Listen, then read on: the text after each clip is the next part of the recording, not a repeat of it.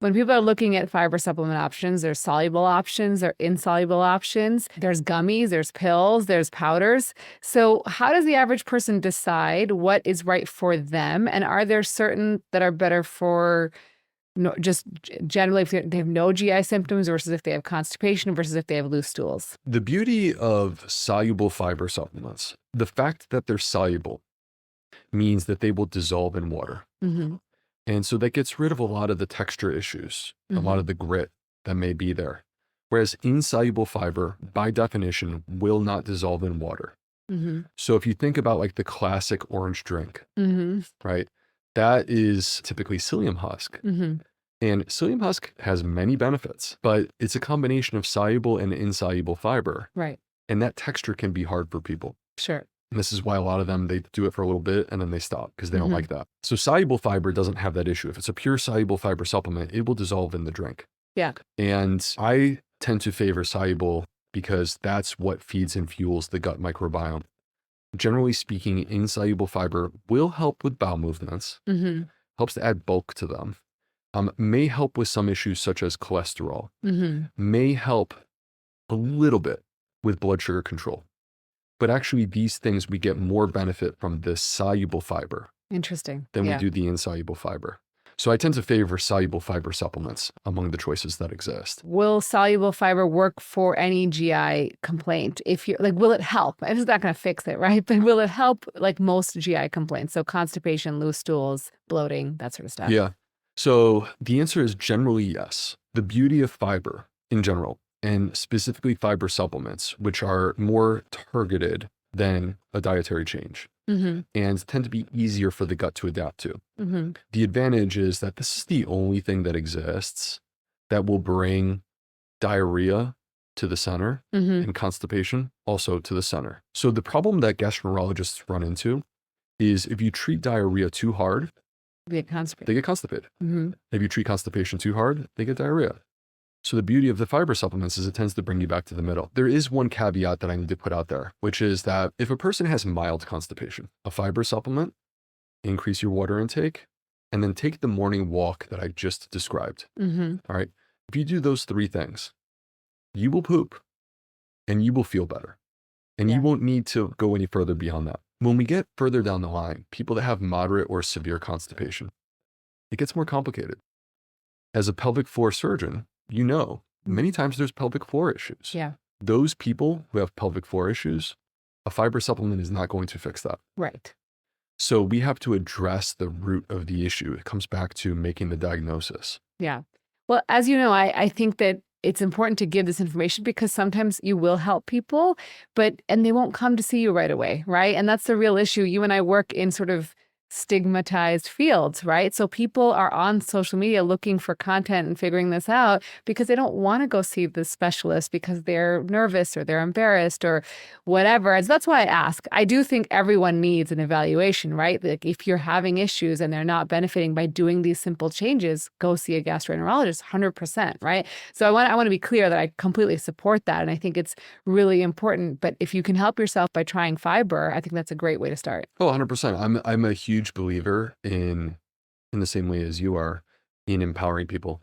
I think that people, the days of paternalistic healthcare are over.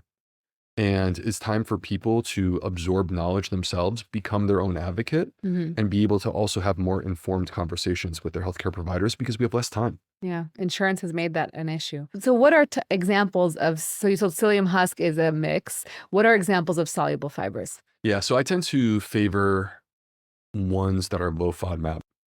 And this is my preference as a gastroenterologist because FODMAPs are the fermentable parts of our food. One of the issues with fiber supplements is that it can give people gas and bloating. If it's a low FODMAP fiber supplement, it is less likely to cause gas and bloating issues. And so I tend to favor ones that are low FODMAP. So 38 Terra, our product, Daily Microbiome Nutrition, is certified low FODMAP. Other examples of low FODMAP, acacia fiber is also low FODMAP. Wheat dextrin that I mentioned a few moments ago is also low FODMAP. So these are other ones that are soluble. And like you could literally take acacia fiber or wheat dextrin and put it in your coffee or your tea. It will dissolve. And it can actually be a way, sort of a morning routine to maintain that regularity or that consistency of use. Yeah, I love that. And we've talked about some examples of things that you should eat, but what are, let's name like 5 foods that people are probably not eating right now that they should be. I would first say fermented food. Pick the one that appeals to you. I personally would love for it to be something on the spectrum of a plant-based fermented food. Like, I don't want people to grab kombucha and start chugging it Yeah. and think that this is like the solution to all of their issues. Yeah. So a plant-based fermented food like sauerkraut, kimchi, miso, tempeh, I'm very happy with all of these. We all need to add fermented food to our plate. I'm a huge believer in legumes. So these to me are gut superfoods. Yeah. They are the most densely packed for fiber, specifically soluble fiber, and resistant starch, and they still have a good bit of polyphenols. Yeah. So you're talking about like feeding the microbiome. And when you hear people talk about, oh man, like I don't do well with legumes, the reason why is because your gut is struggling because it's not used to you consuming this food. Yeah. As your body gets adapted to it, you'll find that you do really well with it. So I'm a big believer in legumes. I think that they're gut superfoods. I think the fruit is something that makes for a great snack. Yeah. And we have inappropriately vilified it. So I want to step up and advocate to say that I am not worried about the fructose that exists in fruit. I mean, to eat the amount of sugar that you would get from like a candy bar would just be, you'd be stuffed. It's different if you juice it, right? Yeah. If you're separating the sugar from the fiber, then I would have an issue with that. Right.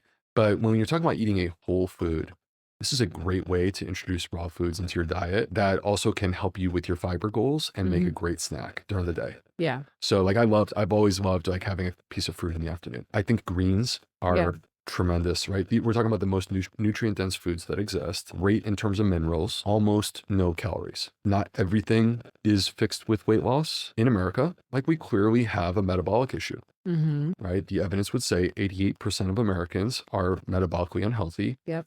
And from a pure weight perspective, it's out of balance. And, 75% of Americans are either overweight or obese. All right. So having a food that delivers tons of nutrients in very few calories, that's a huge win from my perspective. The last thing, let me throw out sprouts. I like sprouts. Yeah. Yeah. So sprouts are cool because first of all, most people, kind of like fermented foods, most people are not eating sprouts. Yep. All right. What is a sprout?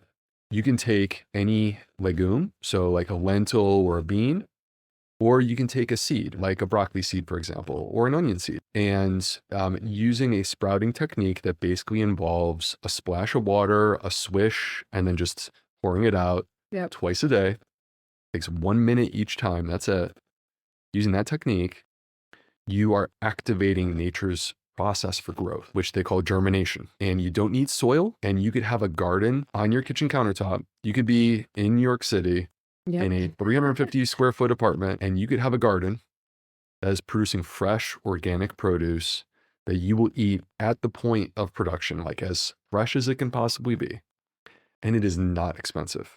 Yeah, no, my mom used to make sprouts for me when I was lactating, when I had my kids, because, there's some potential for improving lactation. So she would do that. She would literally, take our dals, which are Indian legumes, and beans, and she would sprout them. Consider this: a half of a cup of organic lentils, dried sprouting lentils, specifically for sprouting. This costs like 30 cents. And if you follow this process, a half of a cup in 3 days will turn into 4 cups. It will 8x.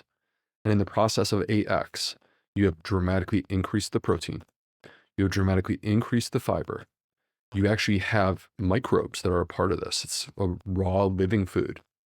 You actually have enzymes that are a part of this. And you've also increased the vitamin content. So like this is a nutritional powerhouse. Yeah, for sure. If someone is following like these recommendations, increasing their fiber, they will inevitably have weight loss, I assume, right? To me, fiber is one of the opportunities that exists in a world where we create obesity with hyperpalatable foods. And we solve obesity with medications that require people to spend a lot of money and commit to the rest of their life without really knowing how that's going to play out. Yeah. These are my issues with Ozempic. Like I'm very happy that Ozempic exists for the people who need it. Absolutely. I'm not happy that we're turning this into the solution for everyone, including people who are not obese. To me, fiber is the potential opportunity because fiber activates these satiety hormones, including GLP-1, to make us feel full. And so in a world where 95% of Americans are fiber deficient, my argument is that we should address this issue on an individual basis and see where that takes us. And if that solves the issue for you, you win. Yeah. Because you will be not just losing weight, but you are going to have health throughout your entire body as a result of that dietary modification. It's not just an obesity thing. There's so much more that you get from that. Absolutely. I don't remember where I read this or heard this, but there was, I guess, a time where they would try to make, processed foods and add fiber to them. They realized that people were not eating as much of it, and so they weren't selling as much. And so they took the fiber out of the processed foods. Classic. And I'm like, this would be amazing, right? If you added fiber to anything that we eat on a regular basis, like whatever your family, I don't know, whatever processed food that we eat on a regular basis, I think you'd see a huge transformation in health. I think that the important thing, though, from my perspective, because we do exist in a world where soda is now prebiotic. Yeah, that's true. Right? And you pay a ridiculous amount of money for that prebiotic soda. Yeah. All right, let me just unpack that real quick. So first and foremost, I would much rather people get their fiber starting with their diet. Yeah. Yes, I have said here that I believe that fiber supplements can help. You can't out-supplement a bad diet. So we have to start with our diet first. Take that as far as you can take it. Supplements to me are about optimization. If I'm going to supplement, I want to do it the right way with high quality supplements that are going to help me to feel better and achieve a more balanced microbiome. The fiber that you find in these sodas is the cheapest fiber that exists. I can't even tell you, because I know, having worked in the space, how inexpensive that fiber is. Pennies per can. Pennies, 2 cents, 3 cents per can. Yeah. The price gets jacked up because they added that in and they marketed it, and it is the most gas producing fiber that exists. So that is the opposite of low FODMAP. That is a high FODMAP, basically concentrated FODMAP fiber that produces a ton of gas. And when you combine it with a carbonated water, you have a vehicle for bloating. Right. So from my perspective, look, if you enjoy those things, that's fine. But here's what I would say. Save your money, drink a Spindrift or whatever beverage you enjoy. And if you want a fiber supplement, add a fiber supplement and make it a high quality one. And it will be cheaper. Yeah.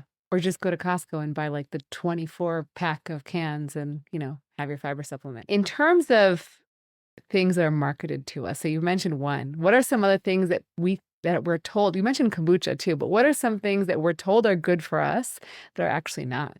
I would defend kombucha. I guess my point with kombucha is that we shouldn't view that as like the solution to our problems. It's not a silver bullet, but nutrition is about replacements. It's about substitutions. What are you replacing with what? If you get rid of your artificially sweetened soda beverage or your sugar sweetened soda beverage and you replace it with kombucha, like, to me, that's clearly a step in the right direction. I worry about health washing that exists in our supermarket. It's going to come from products that are going to give you a marketing feeling that they are healthy. Yeah. This is all over the place. So like, where to begin? Right. Certainly in the protein space.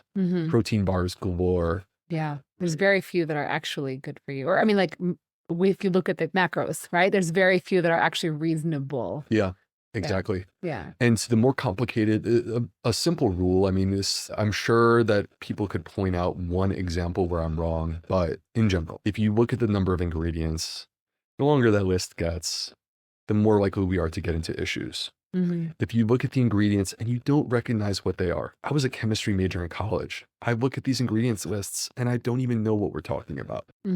Right? These are problems that exist in our food system, and they may be marketed as being super healthy. Be conscious and aware of the terms prebiotic and probiotic and gut health when we're talking about ultra processed foods. It's still an ultra processed food. Yeah. Be conscious and aware of high fiber in cereals and other things. Like, in many cases, they're adding, again, the fiber supplement to the product. And my thing is, no, give me the healthy product or give me the healthy food.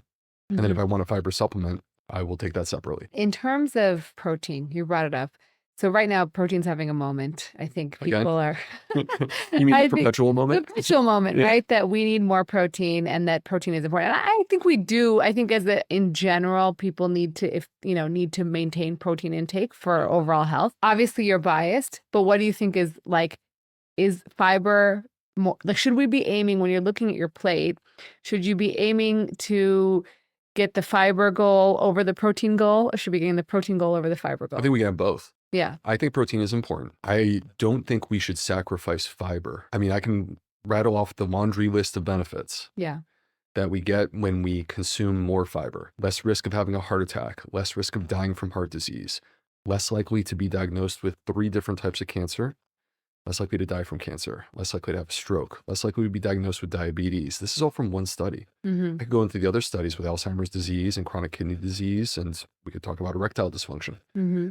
There's data for all of them. And here we are, 95% of Americans are missing this. Mm-hmm. It shocks me that there aren't more people trying to muscle me out of this monopoly that I have on the conversation with fiber.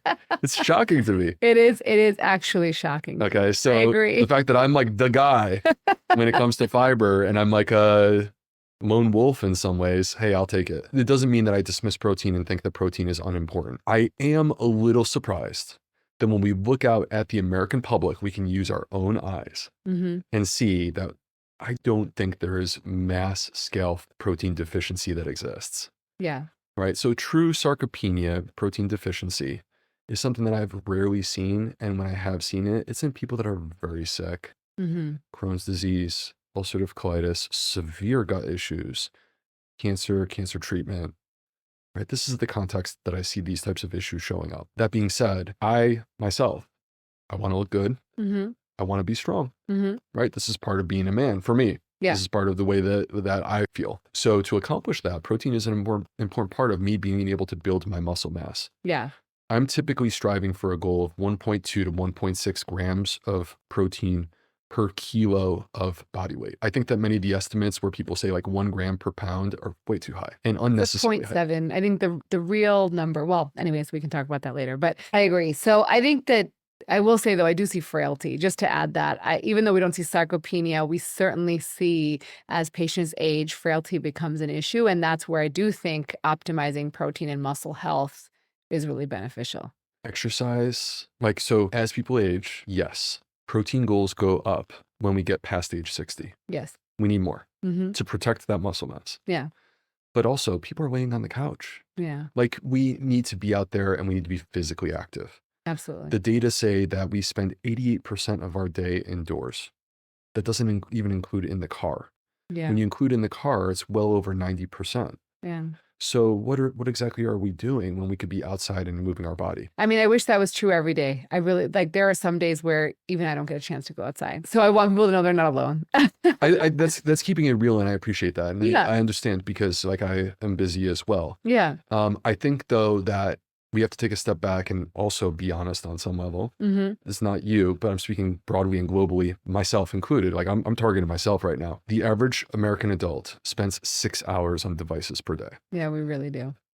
So if we took 30 minutes out of that, that's a great amount of exercise. If you do 30 minutes a day, Yeah. you're doing great. No, absolutely. I mean, I think that it's absolutely doable. I mean, you can just start with baby steps, right? Like 2 minutes outside. 100%. And I 100% believe that just movement and being being outside and reconnecting with nature, 30 minutes taking a walk, that's a huge win. It doesn't have to be complex. It doesn't have to be I'm not sure what kind of exercise to do. No, just take a walk. Yeah.